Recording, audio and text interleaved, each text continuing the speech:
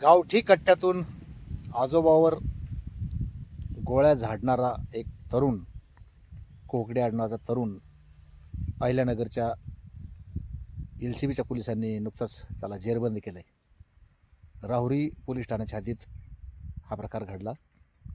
गेल्या काही दिवसांपूर्वी त्याच्या आजोबाने त्याच्यावर त्या कोकडे आडनावाच्या तरुणाच्या विरुद्ध फिर्याद दिली होती आणि त्यानुसार गुन्हा दाखल करण्यात आला होता. आणि तो गुन्हा दाखल झाल्याच्या रागातून त्या नातवाने गावठी कट्ट्यातून आजोबावर गोळीबार केला आणि तो पळून गेला होता. बऱ्याच दिवसापासून तो गायब होता, बेपत्ता होता.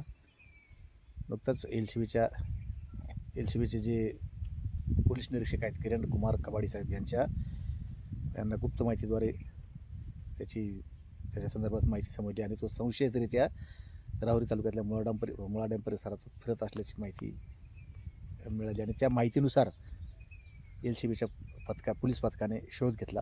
त्याला काल अटक केली आणि राहुरी पोलिसांच्या स्वाधीन करण्यात आलं. पुढील तपास राहुरी पोलीस स्टेशनचे पोलीस करत आहेत.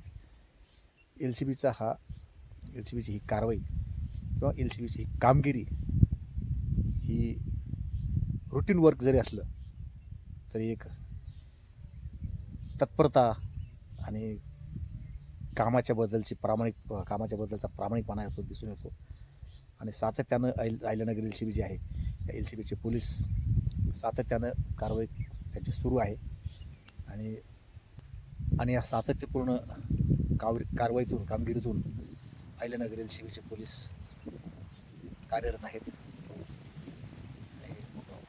वेगवेगळे शोध लावण्याचं काम किंवा फरार आरोपींना पकडण्याचं अवघड काम ते करत आहेत. नगर जिल्ह्यातल्या पोलीस ठाण्यात अनेक घटना होतात, अनेक गुन्हे दाखल होतात. मात्र त्या दाखल गुन्ह्याचं पुढं काय होतं हे संबंधित फिर्यादी, आरोपी आणि पोलीस यांनाच माहीत असतं. कारण तशा बातम्या प्रसारमाध्यमात येत नाहीत. बाकीचे जे पोलीस स्टेशन असतील, जिल्ह्यात अनेक पोलीस स्टेशन आहेत. मात्र या सर्व पोलीस ठाण्यांच्या तुलनेत LCBचं काम सतत सुरू आहे.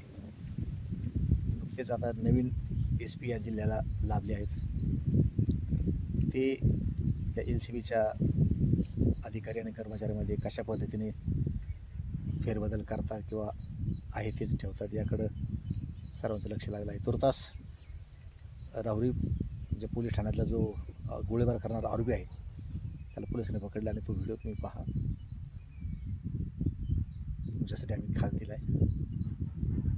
Lokmat YouTube channel Ahilyanagar.